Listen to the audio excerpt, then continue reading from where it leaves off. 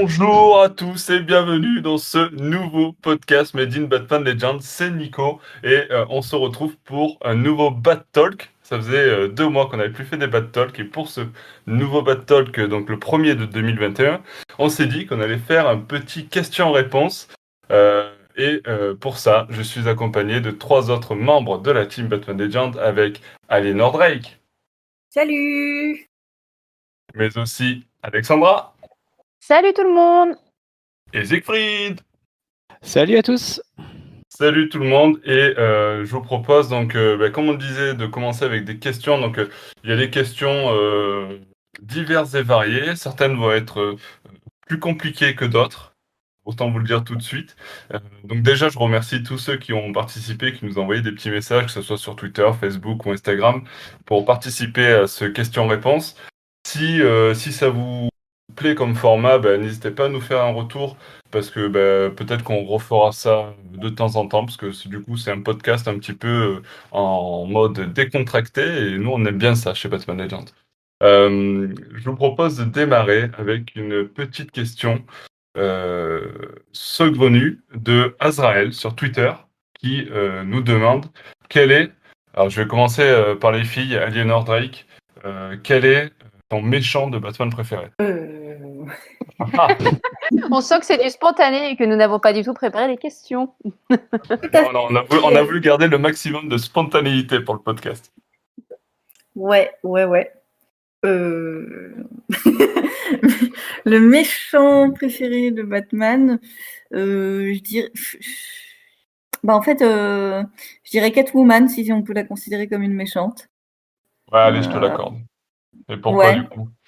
Ok. Eh bien, pour justement la relation complexe qu'elle a avec Batman, par le fait que pour moi, elle est tout à fait du niveau de Batman, dans le sens où elle est également très rusée, elle a énormément de moyens propres, sans artifice, sans rien. Elle a une personnalité très complexe et très attachante. Voilà, alors elle est... c'est marrant que je dise ça parce que j'aime pas en principe ce concept-là, mais c'est une femme et je m'identifie bien à elle. Alors que, bon, je suis la première à dire qu'il n'y a pas besoin que ce soit une femme pour s'identifier, mais je sais pas, elle, du coup, je me sens proche de ce personnage. Et j'aime bien en plus parce que c'est une voleuse, je sais pas. Peut-être. Peut-être que ça révèle quelque chose de très profond en moi, je ne sais pas. Il faudrait que j'aille me faire psychanalyser. Il faudrait creuser le dossier. Ouais, il faudrait creuser le concept, ouais. Donc, ouais, voilà, une très intéressante. Et puis, j'aime bien quand elle est aussi bien ennemie que amie de Batman. Donc, voilà. Je pense que, voilà, sans trop réfléchir, je dirais que ce qui ressort en premier, c'est Catwoman. Ok. Alexandra, pour toi, ça serait quoi? Ça serait qui? Qui sait T'as eu plus de temps que moi pour réfléchir, hein? C'est vrai. Ouais, mais elle était captivée par ton discours. Exactement. C'est exactement ce que j'allais dire. Non, mais vraiment, j'ai écouté en plus.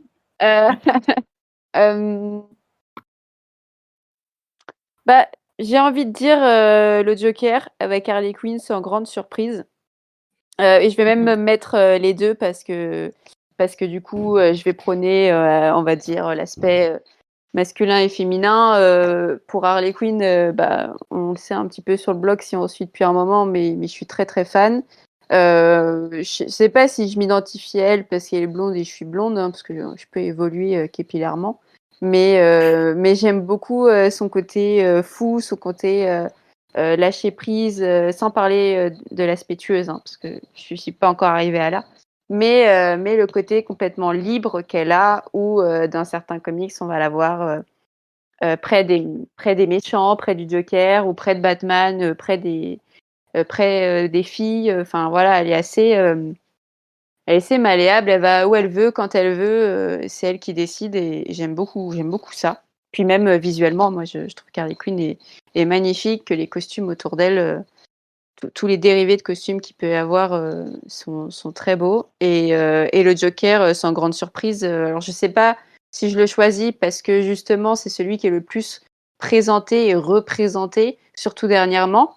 Peut-être qu'à un moment donné ça rentre dans le cerveau, mais c'est aussi pareil celui qui me marque le plus visuellement avec le costume violet. Et c'est la relation Batman-Joker qui me fascine dans tout ce qu'elle contient. Donc c'est aussi pour ça, je pense. Ok. Du coup, Siegfried, même question hein, pour toi. Quel est le méchant que tu affectionnes le plus? Alors je risque de tricher encore plus qu'Aliénor, Ah mais non! ça reprend une réflexion que Pelli avait faite, je crois, lors du dernier Vadcast, donc ça va. Pelli serait plus ou moins d'accord avec moi. Pour moi, le personnage qui n'est pas forcément un super vilain, mais qui, quand il est un super vilain, est le plus passionnant dans les aventures de Batman, c'est Superman.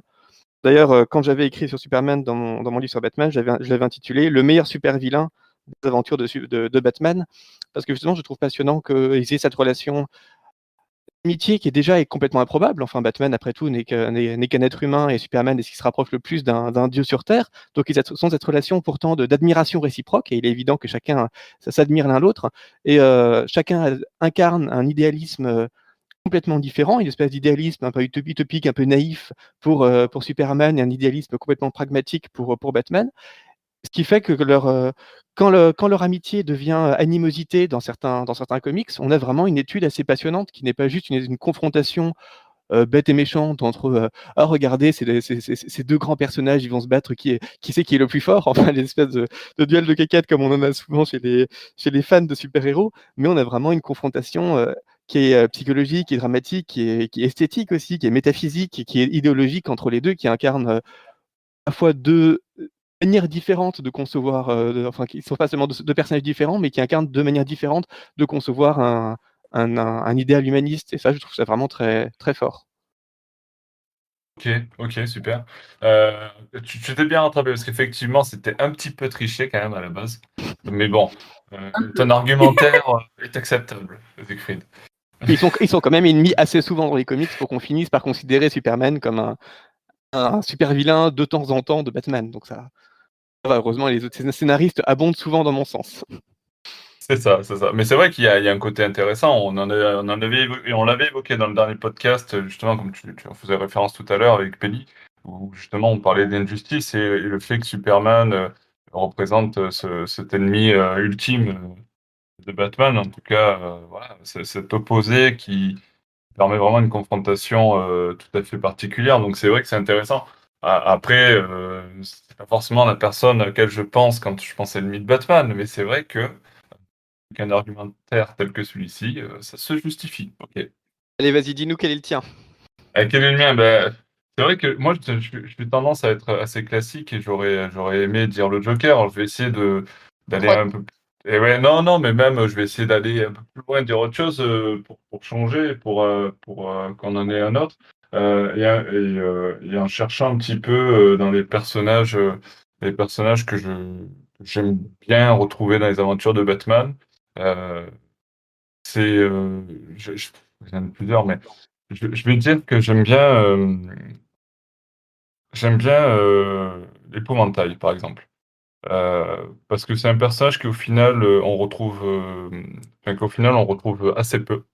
Je trouve que, c'est pas forcément celui qui revient, le plus souvent et on peut se permettre avec l'Épouvantail, plein de choses, dans le sens où, le fait qu'il y ait cet aspect, de drogue, de la peur, et cetera, ça permet aux auteurs, en tout cas, de nous amener dans des recoins, plus ou moins sombres et souvent sombres puisqu'on parle de la peur, heu et qui permettent, d'exploiter aussi, toutes les névroses et tout le côté obscur qui scie, bien notre chevalier noir donc je veux dire l'épouvantail. Ouais, c'est un personnage que j'aime bien aussi Pourtant, donc ce qui est passionnant avec l'épouvantail, c'est que son objectif, c'est de susciter la peur chez ses ennemis, exactement comme Batman. tout à Batman n'arrête fait, pas ouais. de dire I am the Night, enfin son but c'est vraiment de faire peur, d'effrayer les criminels pour qu'ils ne puissent plus commettre de crimes. Donc ils ont quand même des méthodes qui sont étonnamment similaires et donc c'est assez rare, mais il y a quelques comics qui explorent le parallèle entre les deux, mais c'est assez rare, mais c'est vraiment quelque chose d'assez passionnant, je trouve. Tout à fait. Tout à fait. Donc voilà, on a un petit panel intéressant. Euh, je vous propose qu'on enchaîne parce que à cette allure-là, il y a pas mal de questions. À cette allure-là, on va avoir du mal à tenir le temps de notre podcast. On enchaîne avec une question assez drôle. Moi qui m'a beaucoup plu, une question sur Facebook de Mousseline Ariel qui nous demande euh, bonjour, avez-vous eu l'occasion de monter et rouler dans une vraie Batmobile? Aliénor? Waouh! Non, je ne crois pas. Non. Enfin, Tu t'en souviendrais, je pense. non mais oui, oui. Non, mais ou quelque chose qui pourrait faire penser. Alors, j'ai déjà monté dans un véhicule de cross et fait des tours de karting, pas de karting, mais de vrai rallycross. La Renault 5 Sport de tonton Jackie, ça marche pas. C'est pas bon. Non, non, non, non, c'est une vraie. C'est au championnat d'Europe de rallycross. Je connaissais un conducteur. Et donc, il m'a fait passer en un quart de seconde de 0 à 300 km/h. C'est assez étonnant. Voilà. Mais bref, donc ça aurait pu être la Batmobile, tu vois. D'une certaine manière. D'une certaine manière, voilà, je m'étais cru un peu dans la Batmobile. Voilà, c'est le souvenir qui. Aliénor ou Siegfried, vous avez déjà essayé la Batmobile? Aliénor? Alexandra, pardon. Alexandra, oui. Ah bah merci, bah ça confond après tant d'années. Non, non, pas de Batmobile pour moi. En plus, j'ai toujours pas le permis, j'aime pas les voitures, ça me fait un peu flipper. Mais le seul truc qui pourrait se rapprocher, c'est la réplique de la Batmobile de Burton qu'on a eu à la Comic-Con et qu'on a eu aussi au Festival d'Angoulême où j'ai pu m'approcher et être debout mais prêt. Voilà, c'est ma plus prête expérience. Siegfried? Pas du tout. Ni dans une voiture de luxe qui pourrait se rapprocher de quoi que ce soit, ni dans un char d'assaut. Rien qui s'approche de la Batmobile à aucun point de vue. Désolé. Alors moi pareil, j'ai approché la Batmobile de version Burton dans à la Comic Con par exemple, et aussi lorsqu'elle était exposée à Marseille. J'ai plus le nom de l'exposition au Mamo, je crois que Ah c'est oui. ça, de Marseille. Là on a pu la voir aussi d'assez près, etc. Mais je n'ai pas pu y monter dedans. Ma seule expérience où j'ai pu conduire une Batmobile se résume à Batman Arkham Knight sur PS4, où ça compte ou pas? Ah oui! Oui, hein, c'est une Ça réponse. peut presque compter. Oh, c'est bien justifié, on t'écoute, attention. Et bon, c'est vrai que c'est la seule fois où j'étais vraiment mané de la Batmobile. Je crois que quand j'étais petit, j'avais peut-être une Batmobile avec des pédales. Euh, mais je sais pas si ça compte. Faudrait voir. Mais si Faudrait ça voir. compte. Ouais, et encore, je suis même pas sûr que c'était une vraie Batmobile. Je pense que c'était une petite truc de base et mon père avait dû mettre stickers Batman, tu vois. Mais bon, du coup, ça devient une Batmobile. D'accord. Oui, c'est pas Ouais, hein. Bah oui. Hein. Voilà. Donc j'ai bien aimé cette question, c'était rigolo. Ouais, c'est marrant. Alors, si je peux rajouter un petit détail, Ouais. je sais pas si vous c'est pareil, mais moi, mes amis, ils surnomment ma voiture la Batmobile. Quoi. Donc, étant donné que je roule en plus assez vite, désolée, et que Mais j'aime ça, bien, c'est pas. j'aime C'est bien, depuis que tu fais du rallye. oui, voilà, j'aime bien rouler un peu, parfois un peu dangereusement pour m'amuser. Mais tout en étant très prudente. Enfin, voilà, désolée pour ceux qui. Mais Je viens de prendre un PV là, juste en disant ça sur. et du coup, non, mais je roule pas à plus à plus de la vitesse autorisée ni rien, hein, mais voilà. Bon. Et donc, certains de mes amis disent que ma voiture, c'est une Batmobile. Donc, on peut dire que je conduis Donc une ça compte un Batmobile. peu. Ça, Ça c'est compte pour un te peu. faire plaisir parce que si t'accélères plus, il meurt. Ouais, je pense. Voilà. C'est pour faire style que je conduis comme Batman que j'ai pas besoin d'en faire plus, quoi. Moi, je vais pas monter avec toi, hein. C'est gentil, mais non. Ah non, Du coup, on enchaîne sur une autre question, une petite question Instagram. Allez, pour changer un petit peu de réseau. On a fait Twitter, un Facebook, un petit sur Instagram. On a Fredo Comics qui nous dit, alors là, attention, c'est une question un peu plus sérieuse. Il nous demande si on est confiant pour l'avenir post-metal dans les comics, donc, avec l'arrivée de Future State. Peut-être Alors Siegfried, là, on peut peut-être commencer par une petite présentation de Future State rapidement pour ceux qui ne savent pas trop ce que c'est, mais Oui, alors Future State, c'est le gros event de DC Comics qui est supposé faire suite à Metal. Donc la grande question après Metal, c'est mais comment est-ce qu'ils vont faire pour retrouver un univers un peu cohérent où on a de nouveau tous les personnages qu'on aime alors qu'on est passé par tellement de délires cosmiques. Bah, alors on n'en sait rien pour l'instant, mais en tout cas ils ont cette facilité de raconter une espèce d'univers futuriste qui se passerait plus ou moins dans la continuité, mais en gros on oubliait Metal pour l'instant. Imaginons simplement ce qui se passera dans un futur plus ou moins éloigné de DC Comics, dans plusieurs décennies après la continuité classique. Donc ça permet de réinventer complètement l'univers, de surprendre à nouveau les lecteurs et donc de s'emparer des personnages bien connus tout en ajoutant une nouvelle génération de héros qui sont généralement les anciens sidekicks devenus héros, mais pas seulement. Enfin, du coup, de recréer un peu de surprise dans l'univers DC Comics, tout en imaginant un univers un peu plus futuriste, qui serait supposément plus raccord avec un lectorat contemporain. Donc, une idée plutôt intéressante, a priori. Après, on va voir comment c'est plutôt traité. confiant alors, si on part sur la question. Plutôt confiant, oui et non. Disons que j'ai lu la plupart des séries actuelles déjà publiées du Future State, et il y a des choses qui sont extrêmement mauvaises, comme des choses qui sont vraiment plutôt pas mal. Bon, pour l'instant, on en est au maximum fascicule 3 ou 4 pour la plupart des séries, donc on est vraiment au tout début, difficile de juger de l'ensemble. Mais par exemple, puisqu'on est chez Batman Legend, le fameux Batman scénarisé par Ridley, qu'on nous annonce depuis tellement longtemps. Vous vous souvenez, à une époque, on disait que c'est lui qui reprendrait la série Batman régulière après Tom King et qui ferait de l'un des Fox le nouveau Batman. Donc on aurait un Batman noir dans la continuité. Finalement, c'était devenu juste une série du Future State. Et maintenant, c'est peut-être une des séries les plus mineures du Future State, enfin une des séries où il se passe le moins de choses autour de Batman et qui essaie de réfléchir plus ou moins à des problématiques sociales. Enfin, c'est pas très intéressant. Tout ce qui se passe autour de Batman se passe en fait dans la série Dark Detective par Mariko Tamaki, que on aime beaucoup ici. Enfin, on avait vraiment beaucoup aimé ce qu'elle avait fait sur Harley Quinn notamment. Et là, pour le coup, la série Dark Detective, c'est vraiment très bien parce que on suggère dans cet univers que Bruce Wayne et Batman seraient plus ou moins morts, et en fait, on se rend compte que Bruce Wayne est toujours là, toujours vivant, mais qu'il a perdu sa fortune, il a perdu son masque, et qu'il essaye donc de retrouver ses compétences et de retrouver une espèce d'héroïsme dans cette Gotham futuriste complètement sous l'emprise d'un magistrat qui est un super vilain qu'on n'identifie pas trop encore, mais qui apparemment s'est servi de Wayne Enterprise, des gadgets et de la richesse de Wayne pour vraiment dominer la ville. Et donc on a cette idée qui est vraiment très, très bien traitée par Mariko Tamaki, moins bien par Ridley, donc plus ou moins bien traitée par tous les auteurs. Donc on a quand même une dizaine de séries différentes, plus qui se déroule dans la Bat Family au sens large du terme. Donc on aura beaucoup de lectures chez Batman Legend quand tout ça sortira en VF.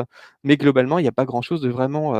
Bon, on a quand même Catwoman qui est vraiment très bien, scénarisé par Ramvé, des dessins extraordinaires d'Otto Schmidt. Enfin, pour le coup, ceux qui sont fans de Catwoman, et je sais qu'il y en a dans l'équipe aussi, vont se régaler à la fois la rétine et en termes d'histoire, c'est vraiment très chouette. On a une Harley Quinn qui est vraiment plutôt sympa, dessinée par Simone Di Matteo. Simone Di Matteo, on est vraiment très très très loin de ce qui se fait en continuité en ce moment, donc c'est vraiment très chouette. Même Nightwing est vraiment très très bien. En fait, on a cette idée assez chouette que comme Batman est mort, c'est Nightwing qui devient un peu le nouveau Batman. Or, on a aussi un nouveau Batman qui est donc ce Fox, je ne dis pas lequel pour ne pas spoiler, qui met le costume de Batman, qui rencontre Nightwing, mais forcément Nightwing devine bien que ce n'est pas Bruce Wayne sous le masque. Et en fait, c'est Nightwing qui devient le nouveau Batman et Batman qui devient le sidekick de Nightwing. C'est une série qui met vraiment Nightwing en valeur et dans une espèce de duo inversé qui fonctionne vraiment très très bien. En fait, on ne demande qu'à voir ce Nightwing, ce Batman et Bruce Wayne essayant de redevenir Batman en trio, parce que c'est des personnages qui ont vraiment des dynamiques qui sont plutôt pas mal et qui sont donc plus ou moins bien écrites. Par contre, on a une Gotham Sirens qui est une catastrophe. En fait, tout ce qui manquait au Future State, c'est des personnages hyper sexualisés qu'on voit même en bikini dans un jacuzzi à un moment donné. Enfin, c'est d'une vulgarité effroyable et je me demande comment ils ont osé mettre ça dans ce Future State. C'est vraiment une honte. Mais compensé par le fait qu'on a une série Bad Girls qui est vraiment très sympa. Et vraiment on met vraiment bien en avant Cassandra, Stéphanie, Barbara. Dick et Barbara sont de nouveau en couple. Enfin, il y a vraiment des belles dynamiques de personnages dans un dessin de Haneke qui est un petit peu secondaire peut-être, mais c'est vraiment, il se passe des choses, c'est assez fin. Enfin, il y a vraiment le meilleur et je dirais pas forcément le pire, mais des choses vraiment très très mineures côte à côte. Le seul défaut finalement étant qu'on présentait un peu le Future State comme un event grâce auquel les néophytes pourraient se raccrocher à DC, puisqu'on faisait un peu table rase en racontant un nouvel univers dans le futur. En fait, absolument pas du tout. Déjà parce que bon, il y a tellement de séries dans tous les sens qu'un néophyte ne saura jamais à quoi se raccrocher. Mais en plus parce que la plupart des séries mêlent 15 personnages, dont 10 sont d'anciens personnages complètement secondaires et 5 sont nouveaux. Enfin, ils font plein de références à ce qui s'est passé jadis. Enfin, c'est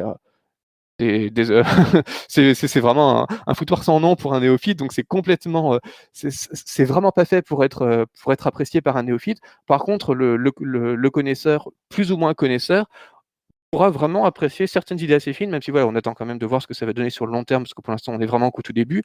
Mais il y a quand même d'assez jolies choses et des artistes. On a Joel Jones qui a jamais fait aussi bien. Il y a Sumit Kumar qui est vraiment extraordinaire. Enfin, on a quelques artistes qui sont vraiment au sommet de leur forme, ça fait plaisir, même si à côté de ça, on a quelques séries qui sont un peu plus secondaires. C'est vrai qu'il y a beaucoup de choses, beaucoup de choses. D'ailleurs, je pense que ça va être un foutoir pas possible chez Urban là, pour rassembler ça. Je sais pas comment ils vont faire. Mais après, du coup, Alexandra, de ton côté, plutôt confiante par rapport à tout ce que nous a présenté Siegfried justement sur ce Future State.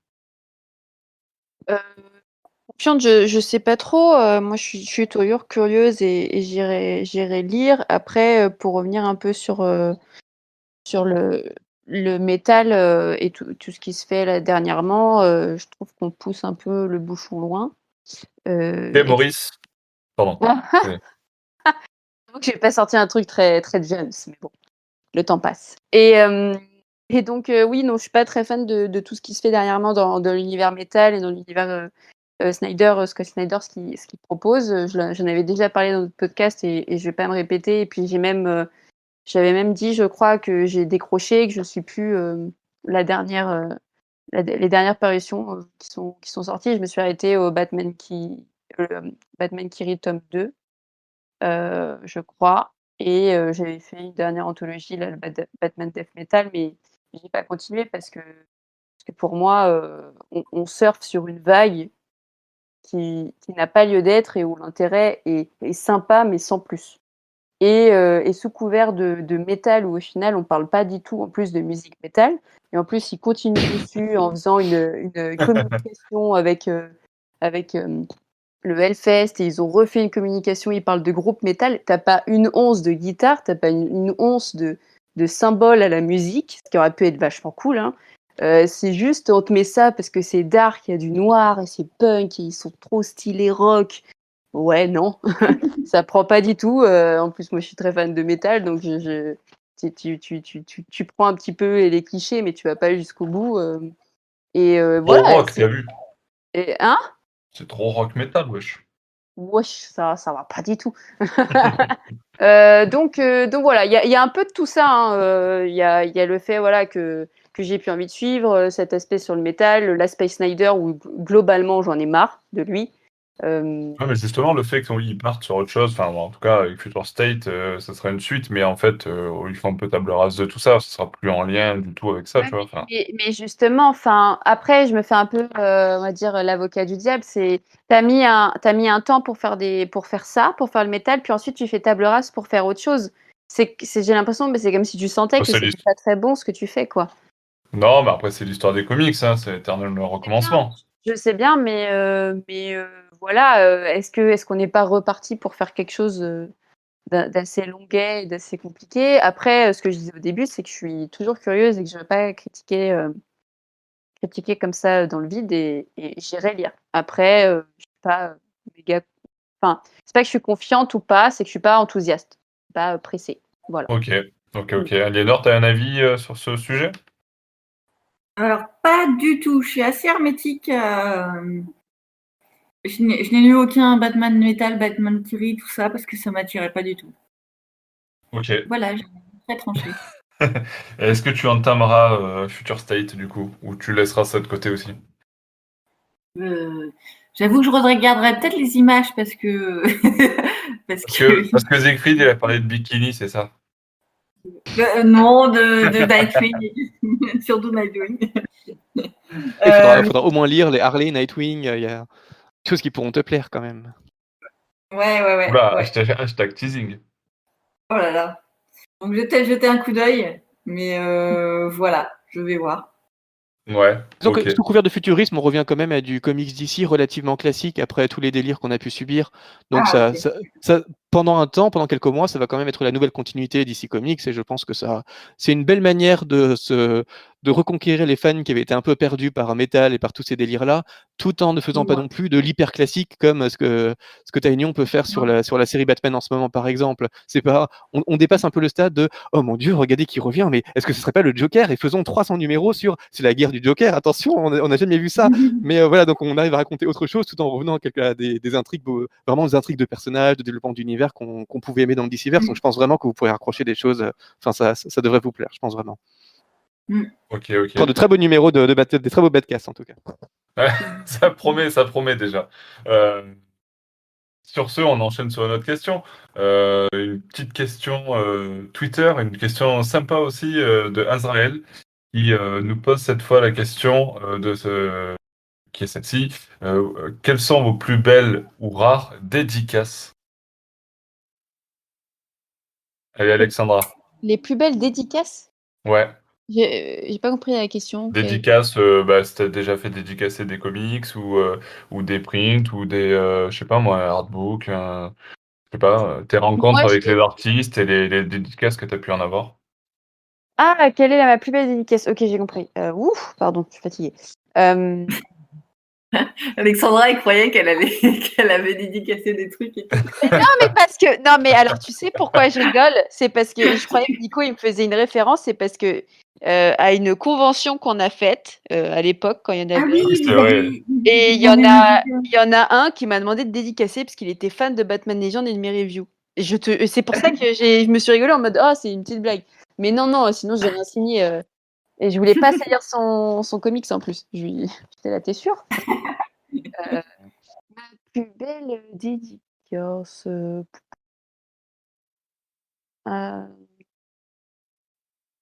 Je suis en train de me souvenir. Je suis en train de me souvenir. C'est parce que des fois, t'oublies, il y a eu des trucs sympas quand même. On va peut-être demander à Pelli de couper un petit peu là. Sympa, merci. Sans réfléchir, t'aurais dû m'envoyer avant. Non, mais alors là, comme ça, le truc Celle qui t'a marqué le plus. qui me saute, c'est Joel Jones. Ouais. Du coup, c'était à la dernière Comic-Con qu'on a pu faire où on a vu. Non, avant. Non, c'était avant, ouais, pardon. Ouais. C'était, je sais plus en quelle année. Enfin, bref. Et Ouais, quand Joel Jones est venu à la Comic Con sur le stand Urban avec le dessinateur de Batman et Tortue Ninja aussi, j'ai plus son nom en tête, mais ouais, mais moi non plus, là, tout de suite, je l'ai. ouais. Bon, ça doit faire 3 ans. Ouais. Et du coup, on avait passé un bout de temps avec elle parce qu'on a eu la chance de l'interviewer. Où du coup, il y a l'interview filmée sur le YouTube de Batman Legend. Et j'étais assez surprise déjà de sa gentillesse, de son attention. Enfin, je sais que c'était quelque chose vraiment d'agréable. Et pourtant, il y a toujours ces stress où nous, on se sent petit et que c'est quand même une dessinatrice américaine. Donc, tu t'imagines l'écart entre nous et finalement, elle nous a mis vraiment à l'aise. Et, bah, comme d'habitude, on en a profité pour gratter une petite dédicace et elle l'avait fait avec plaisir. Elle l'a fait pour tous les trois, je crois, parce qu'il y avait Nico, il y avait toi, Aliénor, et il y avait moi, je crois. Ouais. Et voilà, franchement, j'adore. Ouais, et puis j'adore son dessin, donc c'était vraiment trop cool. T'as fait Aliénor, toi, du coup? Ah, moi, c'est Neil Adams. Neil Adams, Mr. Adams. Ouais, Mr. Adams, qu'on n'oublie pas quand on le rencontre, quoi. Ouais, c'est un personnage. Hein. Ouais, c'est un personnage, ouais. Donc, c'était tellement drôle, c'était tellement mémorable. Et puis, en plus, bon, bah voilà, c'est quand même un de mes dessinateurs préférés. Donc, Ouais, c'est le personnage, quoi. Donc, lui, on n'oublie pas la rencontre qu'on a eue avec lui, ne serait-ce qu'avec les bruits de ferraille qu'on avait constamment devant l'interview, qui était insupportable. Ah ben, je vous dis pas la complexité de retranscrire après l'interview pour faire les traductions sur le YouTube, sur la vidéo YouTube, parce que tout est en anglais, effectivement. Et pour retranscrire ça avec donc il y avait son manager à côté qui faisait des bruits de chaîne juste C'est là sa où on femme. avait. Ouais, c'est sa femme aussi et C'est qui sa est femme, aussi ouais. sa manager et qui faisait des bruits de chaîne pile poil là où j'avais mis le micro pour enregistrer. Oh là là, c'était. C'était drôle. Et nous, on se Donc, disait intérieurement, mais c'est pas possible. Non, mais c'est clair, c'est clair. Et en même Mais en temps, même temps, ouais, c'était très drôle ce qu'il racontait. Puis il est volubile, il a raconté plein de choses, il était gentil. Et puis c'est un monument, quoi. Donc voilà. Ouais, moi, c'est le souvenir qui me reste. Enfin, l'un des meilleurs souvenirs. niveau dédicace. Et Siegfried, pour toi, des dédicaces à relever?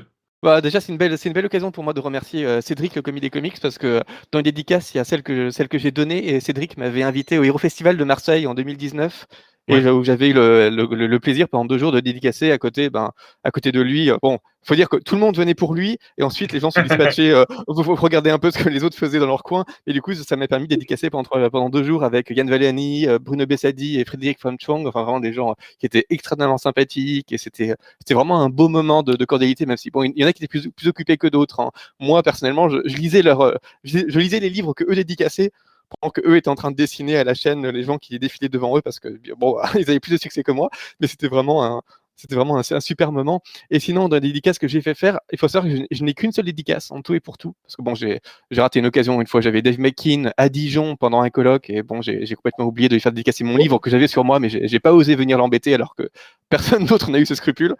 Et Ah bah ouais, t'aurais dû, ouais, c'est clair.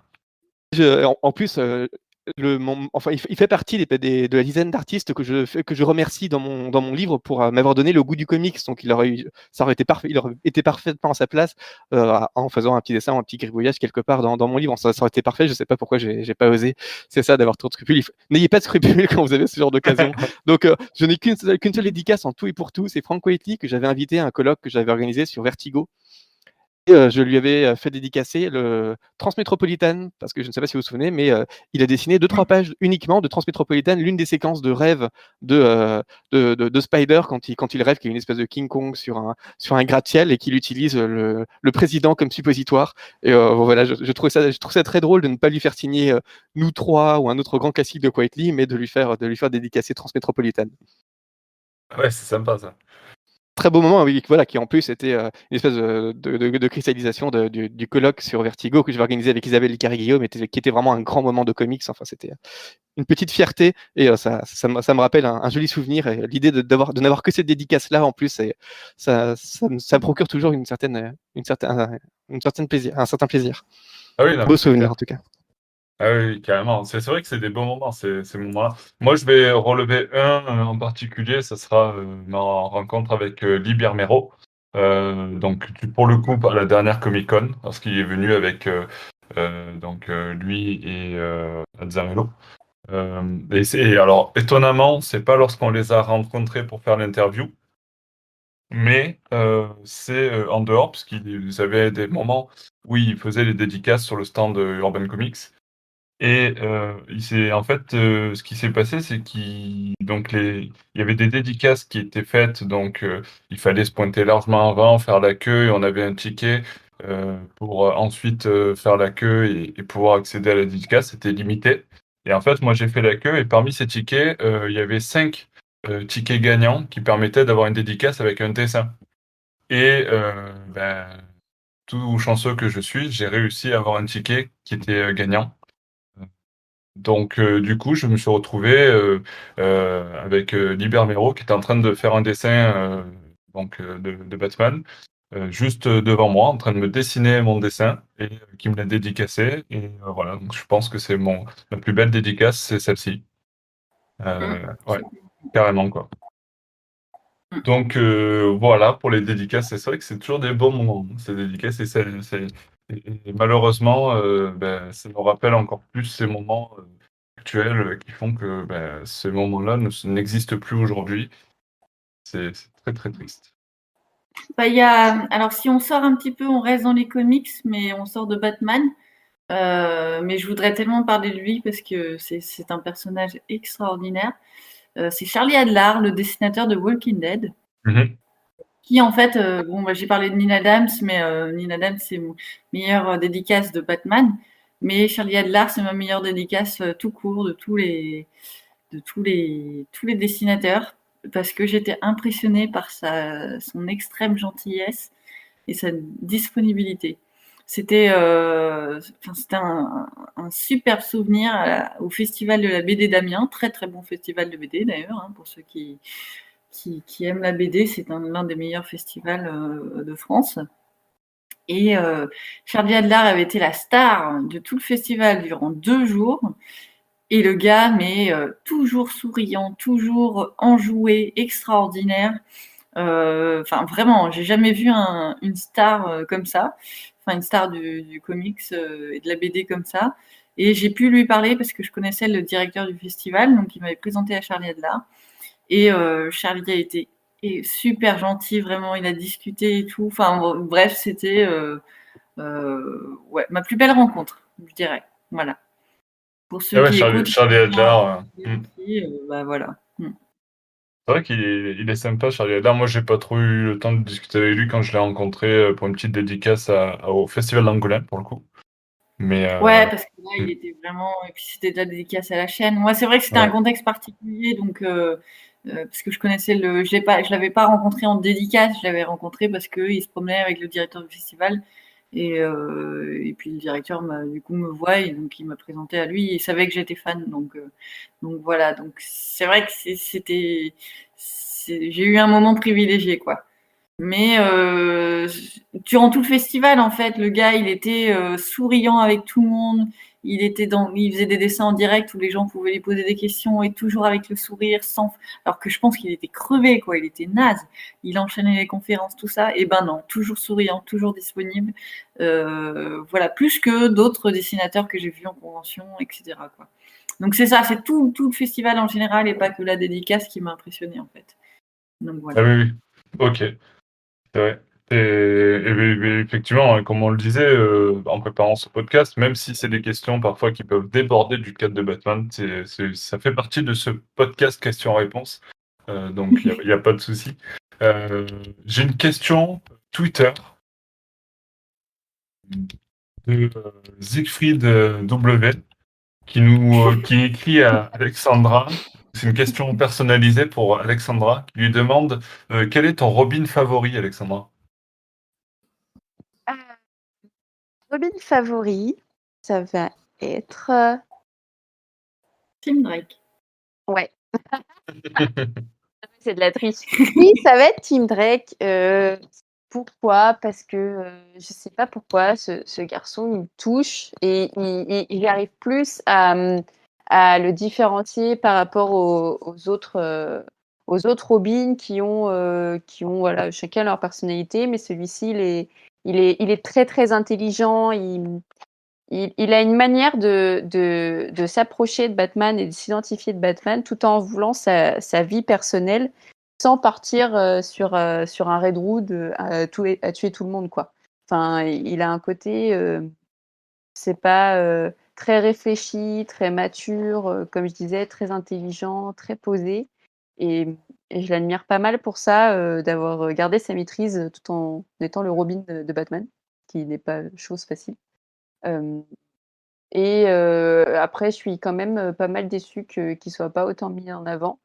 Après, c'est un roulement normal, hein. Nightwing, qui est le plus connu, c'est celui qui a le plus vieilli, donc c'est normal aujourd'hui qu'il ait ses propres séries, ses propres comics et son indépendance. Ça commence à arriver aussi avec Jason Todd, Redwood, où il y a aussi une série autour de lui qui est plutôt très cool aussi. Damian Wayne, il aura toujours sa part d'indépendance pour moi parce qu'il est directement le fils à Batman et il est plus identifié. Et donc du coup, parmi eux et ses grandes personnalités, tu as Tim Drake qui est des fois, je pense, l'oublier, mais qui a aussi sa place, qui est aussi très important, qui a, qui a touché Batman en plein cœur aussi, on l'oublie, et voilà, il m'émeut beaucoup, ce garçon. Beaucoup d'émotions, beaucoup d'émotions. Et alors, je crois que ce fameux Siegfried W est un grand fan de Batman Legends, a priori, puisqu'il pose aussi une question à Aliénor.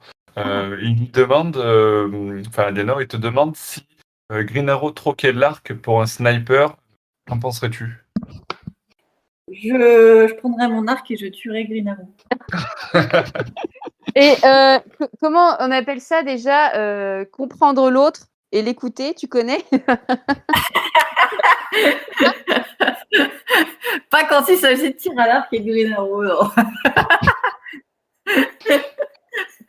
Non, ce qui fait en bonne partie, enfin voilà, Siegfried, certains Siegfried me connaissent sans doute un petit peu et sait que l'arme de l'arc est une arme presque humaine pour moi. C'est très, je sais pas comment on dit, c'est incarné, tu vois. C'est vivant un arc.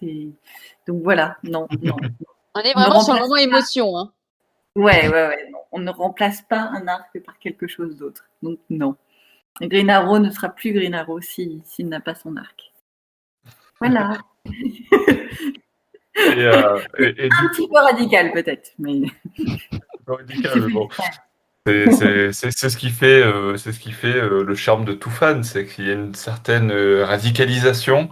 Je sais que c'est un mot interdit aujourd'hui, mais bon, chaque fan est assez abrupt sur ses principes de fan. Alors, du coup, il m'a aussi posé une question à moi, qui est, donc c'est une question sur mon projet secret, parce que c'est vrai que j'ai teasé un petit peu mon projet secret sur Twitter. C'est délicat parce que je peux dire des choses et en même temps pas trop, parce que c'est en cours de lancement. C'est un projet qui me tient à cœur, que je lance de mon côté professionnellement. Et c'est un projet qui ravira les fans de dessin, les fans d'artistes dessinateurs. Tout ce que je peux vous dire, en tout cas, c'est que pour l'instant, le site internet, il n'est pas encore disponible, mais qu'il sera très bientôt disponible. Et en attendant, je vous invite à soit suivre le projet sur les réseaux sociaux. Donc, ça s'appelle The Artist Alley, en anglais. Donc, vous pouvez trouver ça sur mon profil de Twitter. Éventuellement, mais voilà, ça s'appelle The Artist Alley, ça concerne les artistes et leurs travaux que j'aimerais bien, que je vais mettre en avant, parce que j'adore voilà, le côté artistique, j'adore mettre en avant des artistes et j'adore leur travail et voilà, tout ce qu'ils font, et j'avais envie d'avoir un projet comme ça qui me rattachait à eux et qui me permettait de les mettre en avant. Et du coup, voilà, c'est ce projet-là, The Artist Alley. Il y a une page d'attente sur le site internet, theartistalley.com. Mais voilà, pour l'instant, je ne peux pas dire grand-chose de plus. Mais bon, n'hésitez pas à nous suivre du coup sur les réseaux sociaux, puisque effectivement, le site est en approche. D'ailleurs, c'est ce qui me vaut beaucoup d'heures de sommeil en moins en ce moment. Mais en tout cas, c'est bientôt là, bientôt en ligne. Donc, pour ceux qui sont intéressés, je vous invite à nous suivre. Voilà pour mon projet secret. Et puis, il y a aussi une petite question que moi, j'aimerais bien relever, parce que dans un tweet furtif, il y a aussi une question de Siegfried W pour Siegfried lui-même. Il demande de Siegfried... Il pense à lui-même. Il pense même à lui-même. Et puis je vais la dire parce que c'est une question qui m'intéresse aussi. Quel est le Miller que tu aimes le moins? Quel est le quoi? Le Miller. Batman de Miller qu'il déteste le plus, qu'il aime le moins. D'accord. Pas facile comme question, dites donc. Et j'imagine que tu n'étais pas préparé en plus. Ah bah non, un peu sadique ça de la part de Siegfried W. Twitter, tu dis en plus. Ouais, on va lancer un raid de Batman Legends contre lui. Vous avez posé des questions aussi provoques. Alors, il y a quelques Miller que j'aime. Disons que le Miller qui m'a le plus déçu, c'est le Dark Knight Master Race. Tout simplement Ah parce oui? qu'il a coécrit avec Brian Azzarello et a ensuite avoué que bon, c'était plus un comics d'Azzarello que de lui. Il a un peu servi de prête-nom sur ce comics. Et en fait, on sent bien que en le lisant, on est revenu à quelque chose d'à la fois dérangeant politiquement parce que Batman et Superman défendent le monde contre une espèce de illuminé d'Orient. Enfin, on retrouve une espèce de parallèle avec le terrorisme qui est un peu douteux, mais en même temps, l'histoire en elle-même est complètement consensuelle et n'a pas du tout la puissance politique, démocratique, provocatrice que pouvait avoir The Dark Knight Returns et The Dark Knight Strikes Again. Donc, se placer un comics dans la continuité en appelant ça Dark Knight 3, donc juste après les deux premiers Miller, et faire quelque chose d'à ce point plat, consensuel et bêtement provocateur, enfin, on sentait vraiment que Miller n'avait pas vraiment mis sa patte là-dedans, ou alors que Miller avait vraiment mal vieilli, mais enfin, il a lui-même avoué que c'est surtout Azzarello qui avait fait ce comics. Et ça, oui, ça m'avait vraiment déçu parce qu'on était on était à milieu de ce que Miller lui-même avait fait dans ses précédents comics. Voilà, Ok. ça c'était. C'est vrai que on sent moins la patte Miller sur celui-ci, hein. C'est quand même assez flagrant. Même si moi je suis moins fan assez classique, ce que je veux dire, mais je suis moins fan de Strikes Again. Euh, je pense qu'entre les deux, j'ai pris quand même plus de plaisir à lire Master Race, mais effectivement, pour ce qui est de la touche Miller, on la sent vraiment un peu, ouais, un peu loin quoi, sur Master Race. C'est aussi parce que Master Race a bénéficié des pinceaux et des couleurs de. Bon, il y a Kubert et Johnson qui ont travaillé dessus quand même, donc c'est produit un rendu beaucoup plus lisse, alors que Frank Miller dessinait lui-même Strikes Again d'une manière vraiment très brute, qui peut paraître un peu daté aujourd'hui, mais c'est aussi le génie qu'on retrouve dans 300 ou surtout dans Sin City. Enfin, il était vraiment dans un développement artistique à cette époque-là, qui fait que ça paraît plus difficile, mais en termes d'histoire, c'est beaucoup plus fin politiquement que tout ce que Master Race, peut-être même que Dark Knight Returns. Enfin, il y a quelque chose, il y a un propos derrière qui est vraiment assez fort. Mais bon, ça, je développe aussi beaucoup dans mon livre pourquoi Strikes Again, à mon avis, est un grand comics largement sous-estimé et pourquoi Master Race est un truc consensuel fait uniquement pour revendre du nom de Miller qu'on n'avait pas vu depuis des années, mais vraiment pas quelque chose de bien. Mais voilà, enfin, je m'amuse beaucoup, enfin, je retrouve beaucoup plus de Miller, même dans Golden Child, qui pourtant est une espèce de petite parabole en 50 pages balancée un peu à la va-vite et pas du tout aboutie. Mais entre ça et Last Crusade, le préquel à Dark Knight Returns aussi fait avec Azzarello, on sent quand même beaucoup plus une espèce de puissance de Miller et ça inspire beaucoup plus un désir de retrouver Miller dans cet univers que l'effet Master Race. D'ailleurs, on voit bien quand Miller fait son Superman Year One par exemple, et qu'il y glisse un peu de Batman, on voit bien à quel point il aurait encore des choses à dire sur Batman, et je l'attends beaucoup plus au tournant sur ces projets-là que sur un truc aussi impersonnel que Master Race, qui d'ailleurs était présenté comme un gros événement et dont plus personne ne parle. J'ai déjà entendu quelqu'un, quand on demandait quel était le plus grand, une liste des meilleurs comics Batman des 5 ou 10 dernières années, citer Master Race, absolument personne. Pourtant, c'est du Frank Miller, pourtant, c'est le 3e Dark Knight de Miller. Donc, pour moi, il y a vraiment un coche qui a été raté derrière l'effet d'annonce marketing. Ouais, c'est sûr. En même temps, personne ne va citer Strikes Again non plus. Parce que Strikes Again a eu ce très mauvais retour par rapport à ses dessins que je comprends très bien, mais.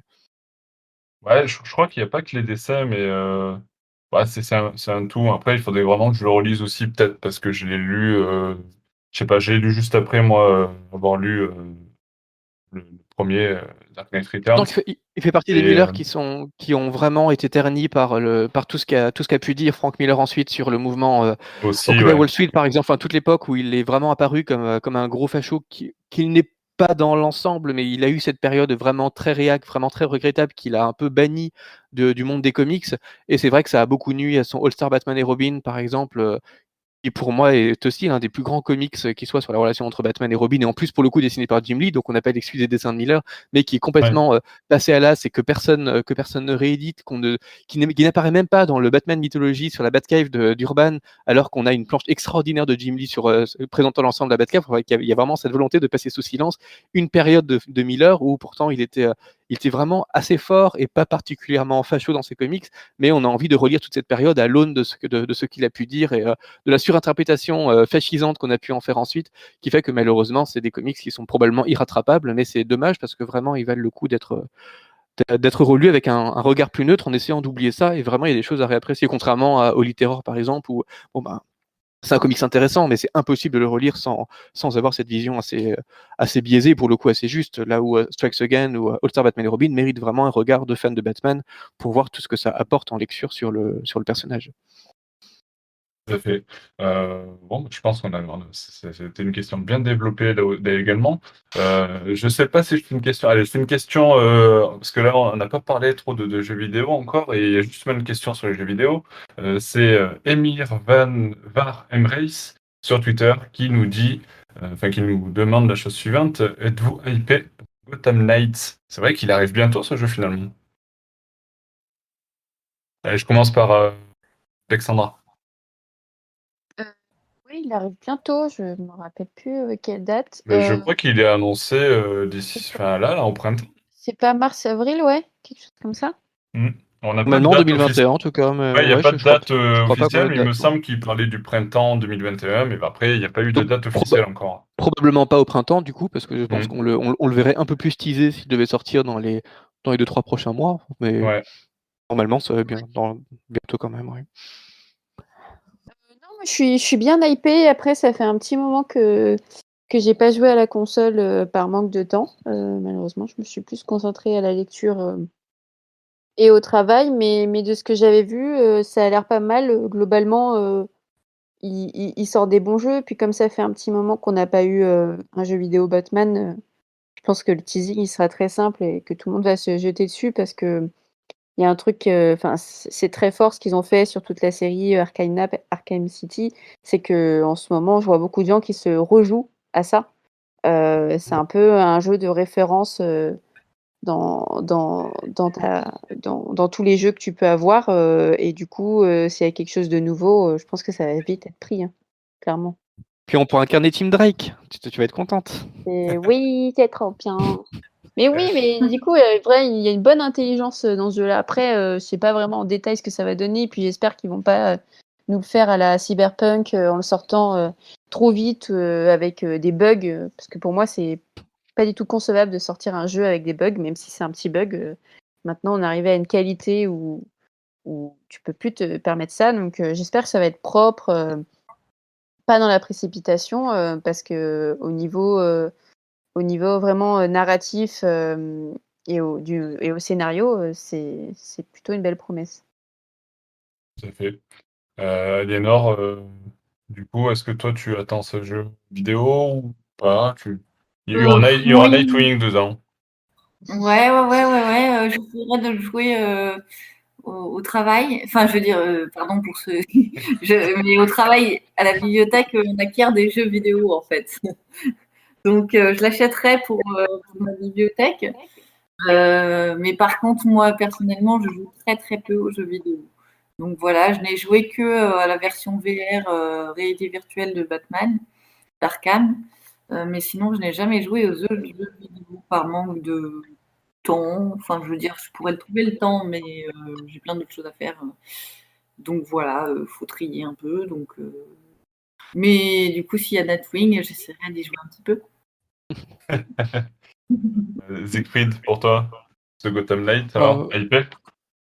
À voir. Bon, déjà, ça a été développé par la Warner Bros. Games Montréal, donc c'est ceux qui avaient fait le Batman Arkham Origins, Origins? qui était mon préféré, la tétralogie précédente. Donc ça inspire plutôt confiance. Et j'aime assez l'idée d'en faire cette fois un jeu multijoueur se focalisant donc sur Batgirl, Nightwing, Red Hood et Robin au lieu de Batman. Enfin, ça change assez agréablement. Et puis le fait de pouvoir jouer ensemble avec la synergie entre tous ces personnages, ça permet de voir autre chose que ce qu'on a pu voir précédemment. Après, dans les images de gameplay qu'on avait vues, on avait un peu l'impression que les quatre personnages se battaient pareil. Et c'est vrai que même dans les comics, on ne conçoit pas vraiment de spécificité assez forte entre les quatre pour qu'il y ait une vraie asymétrie intéressante. Donc, on verra un peu ce que ça donne. Ce que j'espère, en fait, en tout cas, c'est que ça sera vraiment bien scénarisé, qu'il y aura vraiment une bonne écriture des relations entre ces quatre protagonistes, qui risque de pas être évident, parce que dans la mesure où on peut jouer le jeu en solo comme en multijoueur, ben, si on joue Robin par exemple, on n'est pas enfin Nightwing, on n'est pas forcément intéressé par les relations entre Robin et Red Hood. Enfin, je sais pas comment ils vont gérer ça, mais ce que j'espère le plus, c'est une bonne écriture de la relation entre ces quatre personnages, parce que c'est quand même assez passionnant comme projet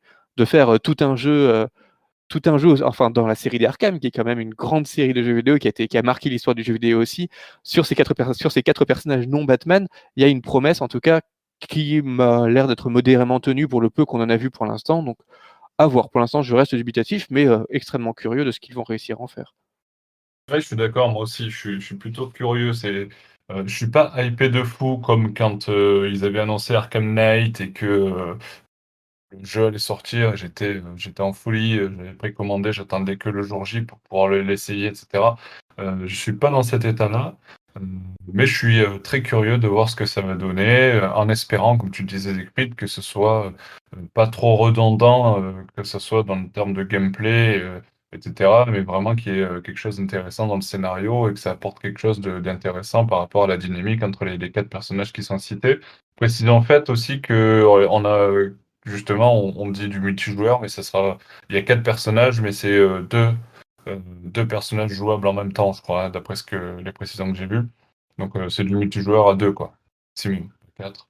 Oui, Ce c'est qu'on ça. aurait ce qu'on aurait pu croire au début.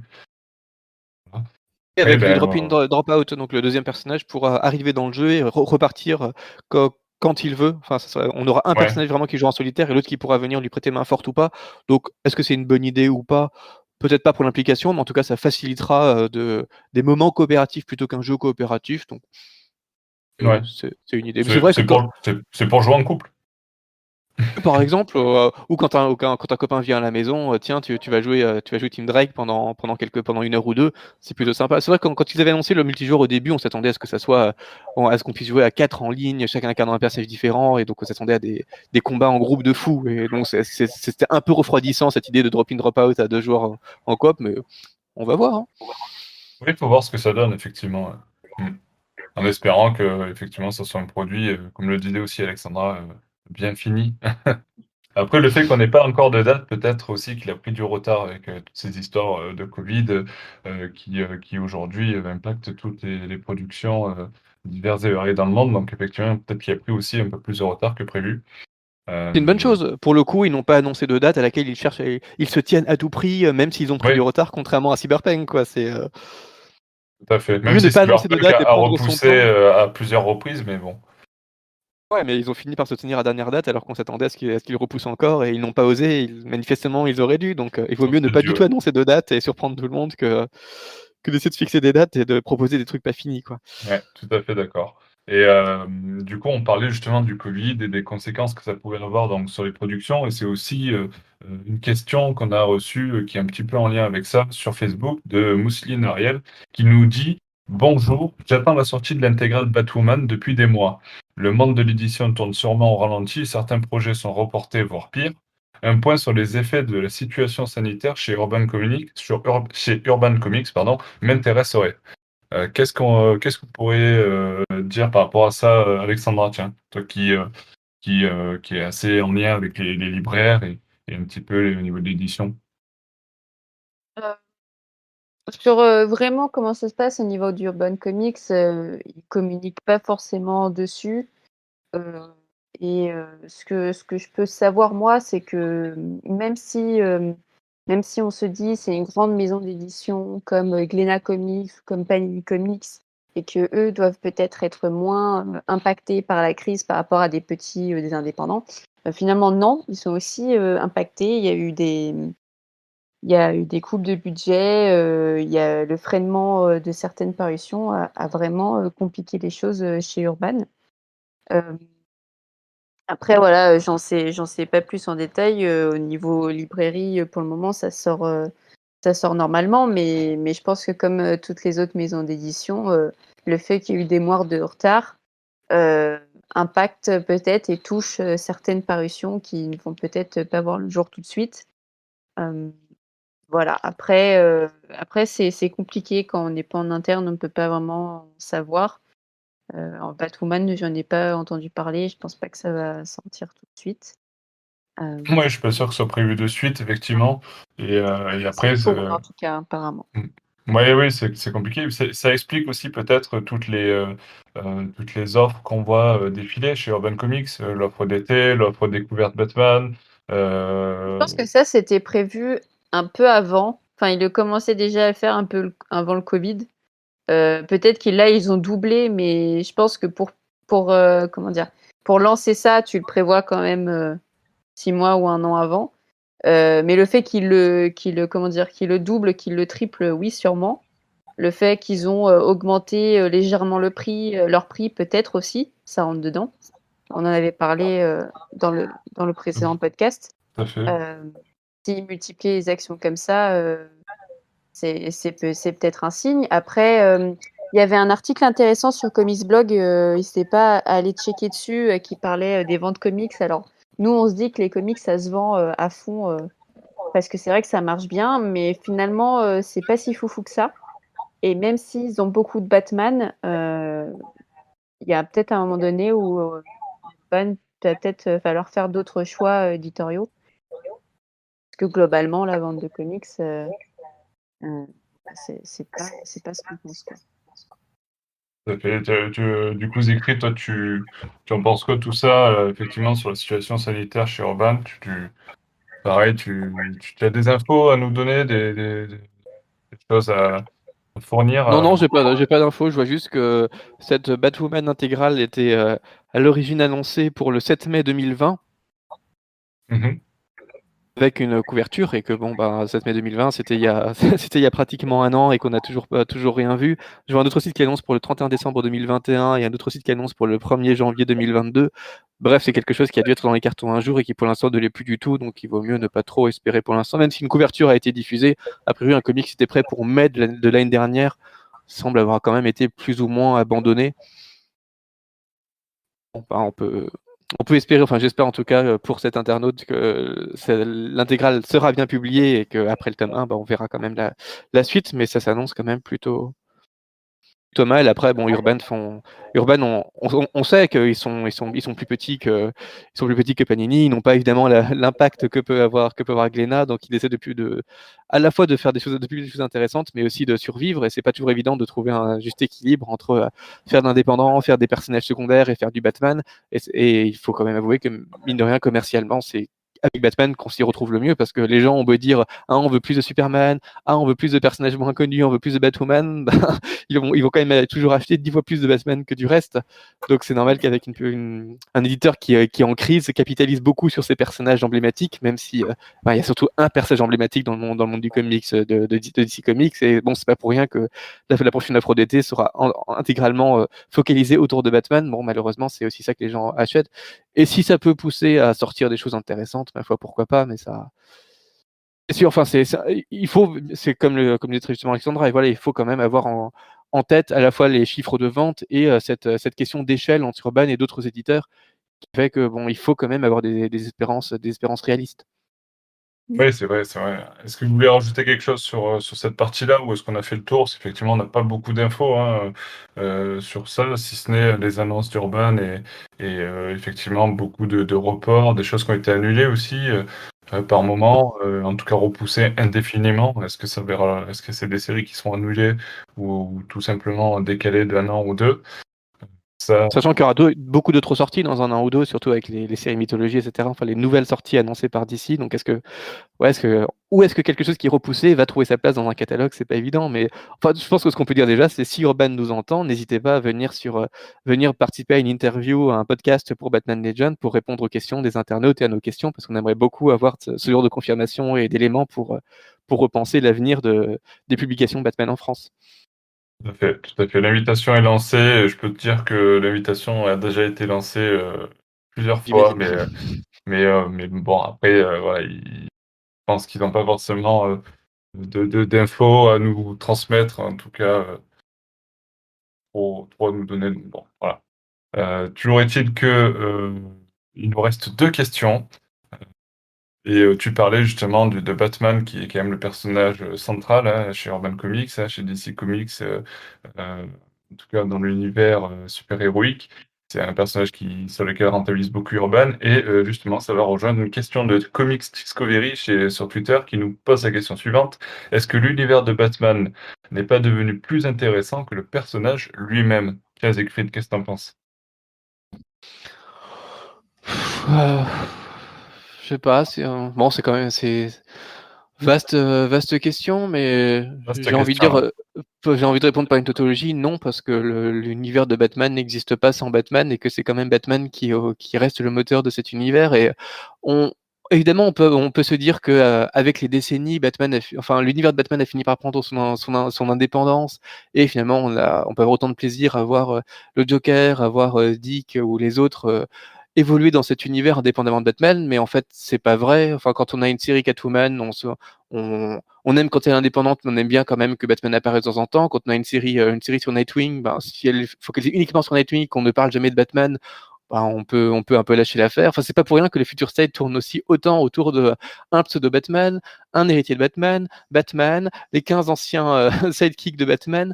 Il y a quand même cet intérêt pour le personnage de Batman, à la fois pour l'héritage de Batman et ce que Bruce Wayne devient dans un monde où on pense qu'il est mort, où il a déjà trouvé plusieurs remplaçants, et où Bruce Wayne continue pourtant d'exister, parce que DC ne peut pas se débarrasser de Bruce Wayne, et Bruce Wayne continue d'exister et continue d'essayer d'être Batman, parce que Batman, c'est aussi ça, c'est cette volonté invincible. Et bon, on peut dire que c'est peut-être même le super pouvoir de Bruce Wayne, c'est sa volonté, et ça, c'est quelque chose qui est assez universel. Enfin, c'est un personnage qui continue de nous parler à la fois pour ce qu'il représente, le personnage qui naît de la peur de rester seul, et cette volonté invincible qui permet de devenir l'égal des dieux. Enfin, ça reste des choses qui parlent, je pense, à l'homme à travers tout temps, et en tant que personnage, il reste quand même assez pivotal, même si on peut se dire qu'il n'y a plus grand-chose à raconter, parce qu'on a déjà tout vu, tout raconté autour de Batman. On est quand même toujours curieux que chaque petite nouveauté dans l'univers du DCverse interagisse avec Batman, et de voir comment ça permet de renouveler un peu les enjeux. Donc, même si Batman ne change pas vraiment lui-même, on peut pas concevoir le DCverse, qui est pratiquement un Batmanverse sans Batman, parce que tout réagit par rapport à Batman, et l'attention du lecteur est toujours captivée par Batman avant tout, y compris dans les séries qui ne portent pas son nom, il me semble. Oui, oui, globalement, c'est vrai, hein. Je pense que Batman il est l'élément central. Après, il y a quand même certaines séries qui arrivent à subsister, à exister sans Batman, et qui, malgré tout, peuvent avoir du succès. Après, qu'en penses-tu, Aliénor, toi, sur cette question-là? Moi, je suis totalement d'accord avec Siegfried en ce qui concerne Batman. Je suis très attachée au personnage, et je trouve que je trouve que ça fait une partie intégrante de son univers. On a beau dire son univers, il y en a qui se la pètent un peu en disant de toute façon Batman c'est que secondaire, c'est que l'univers qui est intéressant. Non, moi, je trouve pas. Pardon. Il y a Nightwing aussi. Il y a Nightwing aussi, et l'univers de Batman sans Nightwing, ça n'a plus le charme. Non, je rigole. Ceci dit, par contre, si on peut faire une comparaison, par exemple, je trouve que en même temps, Batman sans son univers, ça n'a pas le même charme non plus. Parce que, par exemple, je trouve que en comparaison, Superman, qui est un personnage que j'adore, par exemple, je trouve que l'univers de Superman est pas terrible, ou du moins beaucoup moins intéressant que Batman. Donc pourquoi je lis du Batman alors que limite je trouve que le personnage de Superman, enfin, j'irai pas jusqu'à dire que je préfère le personnage de Superman, mais presque, ou du moins je l'aime autant que Batman. Et pour autant, je lis beaucoup plus de Batman parce que l'univers de Superman est beaucoup moins intéressant. Ouais, Pour moi. mais tu sais quoi? C'est aussi parce que Superman, c'est un vilain de Batman. Moi, je ne vois pas trop comme ça. Hein, donc, mais bon. Je respecte parfaitement l'avis de Siegfried là-dessus, parce que je pense qu'il à la fois tu as raison, et en même temps, moi je considère plus Superman comme quelqu'un de gentil, et c'est ce qui fait son charme. Mais donc voilà, mais là on s'écarte. Mais oui, non, en comparaison, c'était juste pour dire que l'univers quand même de Batman est très très important, bien plus que pour d'autres héros, quoi. Donc, et c'est ce qui me fait lire plus de Batman que du Superman. C'est pour l'univers, c'est pas forcément pour le personnage, c'est pour l'univers. Mais en même temps, si le personnage n'était pas plaisant, je ne le lirais pas non plus. Pour moi, il faut les deux. Les deux sont totalement indissociables. S'il y a l'univers sans le charme du personnage de Batman, c'est moins intéressant. Et s'il y a que le personnage de Batman sans son univers, mais son univers qui peut être multiple, hein, c'est-à-dire que j'aime autant lire une histoire où c'est surtout centré sur Bruce Wayne et ses détectives, qu'une histoire un peu plus extraordinaire, un peu plus qui inclut de la magie, etc. Quoi. Donc, Là, je te rejoins, moi, tu vois, mais Même ça, c'est parce que l'avantage de Batman aussi, c'est que finalement, il contamine un peu tout. Tout ce qu'il touche devient l'univers de Batman. Ouais. Après, je suis pas. Enfin, moi, je suis plus dans ton univers à toi, Nico. C'est-à-dire que j'aime moins quand il y a d'extraordinaire et de la magie. Hein. C'est pour ça ouais. d'ailleurs que j'aime pas l'univers de Superman d'ailleurs, parce que c'est un peu trop extraterrestre pour moi. J'aime bien le Superman réaliste quand il est intégré au monde actuel. J'aime pas du tout quand ça concerne l'extraterrestre. Donc c'est pour ça que je lis moins de Superman. Mais bon, malgré tout, justement. L'univers de Batman est attirant dans le sens, enfin, c'est là que on voit que le personnage est important, c'est-à-dire même quand l'univers est moins intéressant, Batman, le personnage est tellement intéressant que c'est chouette, quoi. Voilà, je sais pas si j'ai parlé français, hein, mais... Oui. Non, mais on a très bien compris l'idée. Et moi, enfin, je vous rejoins tous les deux, hein, Siegfried et toi, sur ces avis-là. Et je suis aussi d'accord sur le fait que j'aime moins quand l'univers de Batman se transforme en un univers un peu trop surréaliste, qu'il y ait des Ouais. choses qui sortent un petit peu du côté réaliste de l'univers de Batman. Moi, ce que j'aimais, c'est le côté détective, c'est le côté Mm. humain.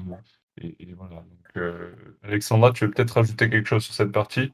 Ouais, moi je suis complètement d'accord sur les deux points, mais ce que tu dis là sur le fait que toi tu préfères un aspect, c'est ça qui est génial avec Batman, et il faut pas différencier par rapport à la question de Comics Discovery, Batman et l'univers, c'est un tout.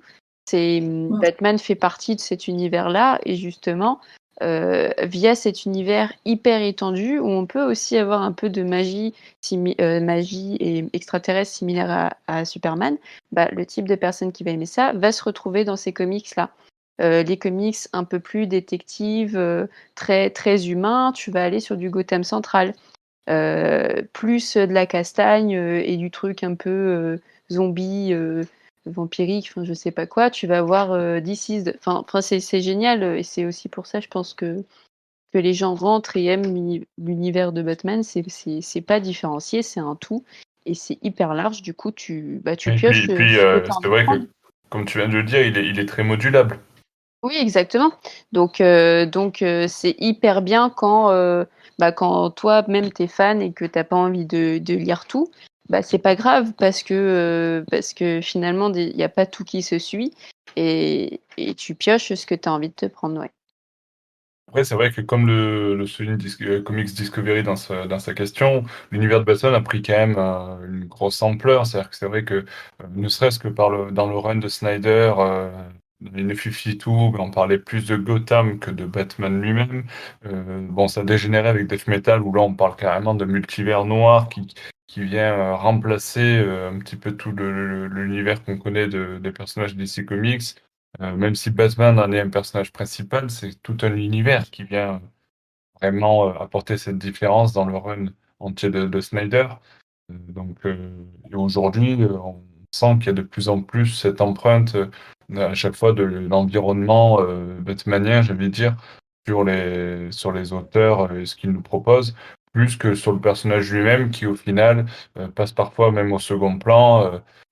Voire va être remplacé, enfin, le Batman original va être remplacé, on le voit, on a vu, on l'a évoqué tout à l'heure dans Future State, par une autre personne, et donc du coup, c'est un peu comme si Batman était remplaçable, et au final, l'univers, lui, est toujours là, tu vois ce que je veux dire? C'est un peu, même s'il y aura un Batman, mais bon, c'est encore une autre question après, mais bon, on a déjà évoqué dans un podcast, il me semble, mais est-ce que ouais, j'ai cassé l'ambiance, c'est ça?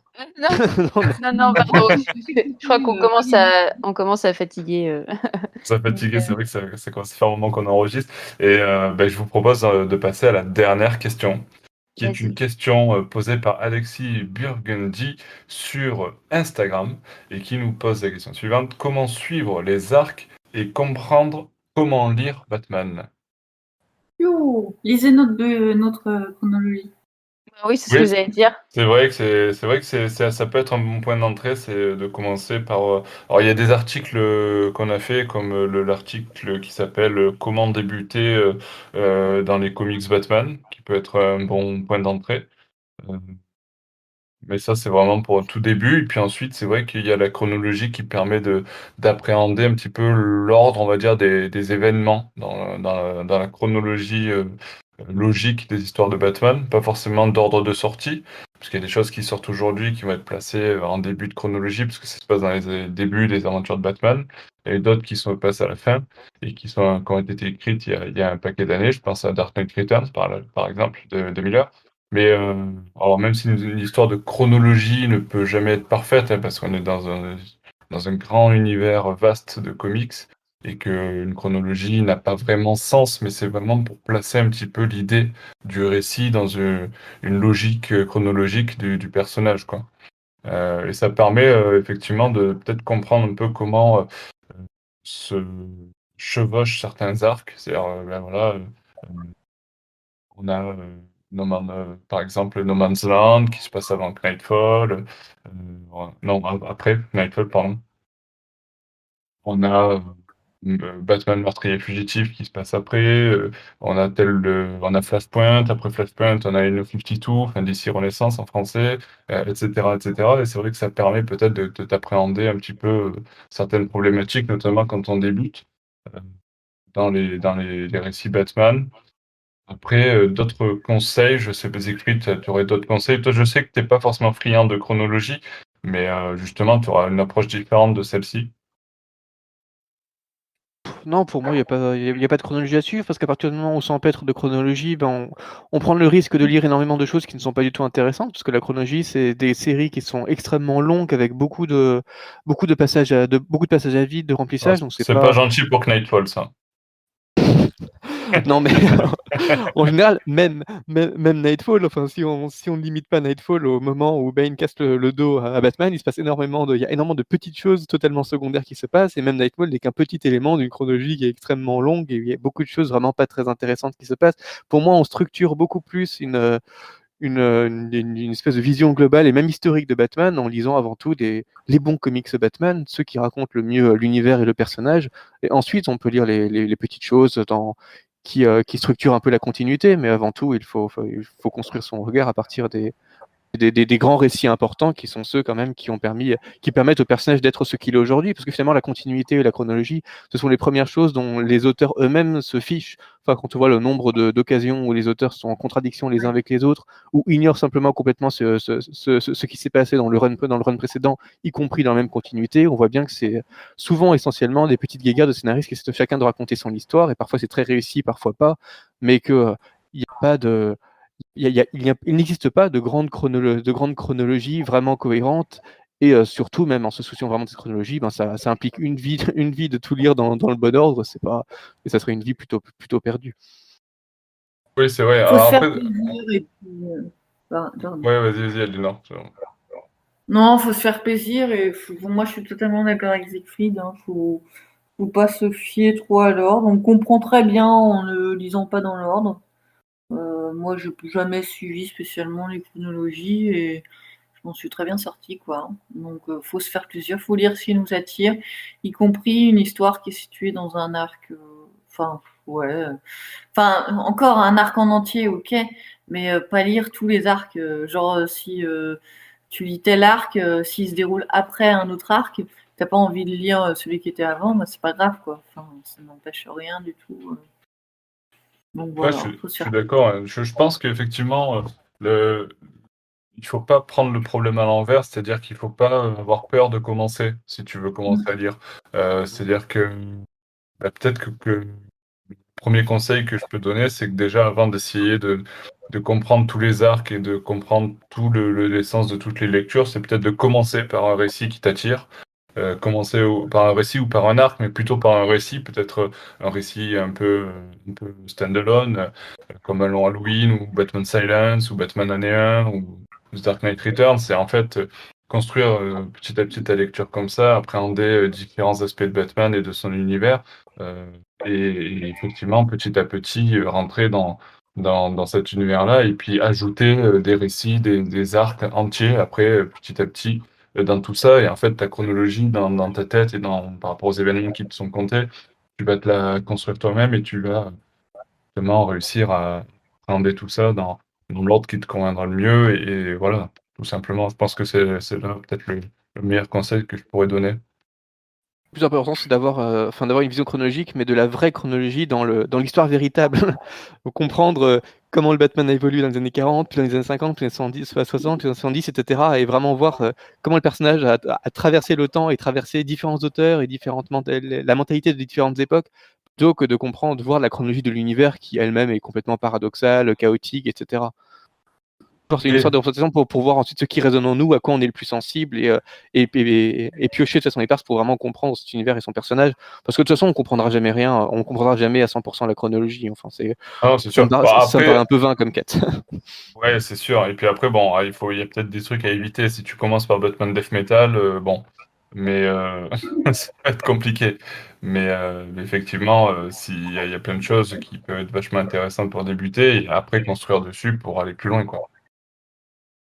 Donc c'est en ce sens aussi où je disais au début, il y a des articles, voilà, comment débuter Batman dans les comics qui sont parfaits pour ça. Et ensuite, une fois que tu as lu quelques récits, que tu as une bonne base Batman, tu continues, tu prends un arc qui t'intéresse, soit par rapport à la vision de l'histoire qui est racontée, soit par l'auteur, si tu aimes bien l'auteur. T'aimes bien du Snyder, bah, tu peux aller sur son run No 52 ou aller un peu plus loin après. Si t'aimes bien Tom King, parce que tu l'as lu ailleurs je sais pas, sur ce qu'il a fait sur Vision ou je ne sais quoi, bah, tu peux aussi aller au Mister Miracle, bah, tu vas aller voir Tom King et puis voilà, petit à petit aller de plus en plus loin et puis découvrir d'autres récits, d'autres arcs. Il n'y a pas vraiment de bonne façon d'appréhender tous les arcs et de comprendre un vrai sens de lecture. Après, c'est chacun fait sa découverte et petit à petit ajoute des récits qui l'attirent, quoi. C'est un peu pour servir de guide aux néophytes que j'avais écrit mon livre qui est Le Chevalier Noir, parce que c'était aussi le but, donner une vision une vision de l'évolution des représentations de Batman à travers le temps et une grille d'analyse pour chacune de ces représentations, pour servir à la fois de grille de lecture et d'aide à la compréhension de qui est Batman et de comment il a traversé différentes époques éditoriales, thématiques, dramatiques, esthétiques, etc. Donc Tout à fait. ça peut aussi donner quelques pistes pour ne pas seulement, voilà, pour éviter de se perdre en commençant par de mauvaises lectures ou des lectures décourageantes, parce que c'est jamais facile. Il y aura toujours des gens pour nous recommander tel comics vraiment essentiel des années 70, mais qui en fait nous paraîtra complètement désuet par sa manière de raconter l'histoire ou ses dessins, ou tel comics vraiment passionnant des années 2000, mais qui nous perdra complètement parce que il y aura trop de personnages, on comprendra rien à l'univers. Enfin, voilà, pour moi, le plus important, c'est vraiment d'essayer de percevoir ce à quoi on va être sensible, et pour ça, peut-être d'étudier un peu qui est Batman déjà, et qu'est-ce qui, dans son histoire, dans ses représentations, peut résonner avec notre propre sensibilité de lecteur. Tout à fait. Tout à fait. Et donc, tu peux peut-être reciter le titre de ton livre si on veut le retrouver. Ça fait un petit moment de promo, regarde. Voilà, exactement. Donc, qui est le Chevalier Noir, Batman à travers les âges, publié chez Sœur d'édition. Disponible dans la boutique de Sœur Super. d'édition sur le site internet. Pas cher. Tout à fait. Super. Et si vous arrivez à croiser Siegfried W sur Twitter, ben, il pourra peut-être vous le dédicacer. Sur ce, Attends, qui est Siegfried W sur Twitter? On ne connaît pas je ne sais ce pas. sinistre provocateur. Je ne sais pas du tout. Sur ce, on va conclure ce podcast. Merci à tous d'avoir participé sur ce podcast. Merci à ceux qui nous auront écoutés jusqu'au bout. Merci également à tous ceux qui ont posé leurs questions. Et surtout, ben, comme je le disais au début, si ce format vous plaît, n'hésitez pas à nous le dire. On en refera de temps en temps. On essaie de lancer plein de choses. Donc, voilà, on est toujours bien. Toutes les idées sont bienvenues. Et puis, si c'est des choses qui vous plaisent, on est toujours partant pour l'aventure. Et sur ce, je conclus ce podcast. À très bientôt pour de nouvelles aventures de Batman. Ciao, ciao, ciao. Salut! Salut! Salut!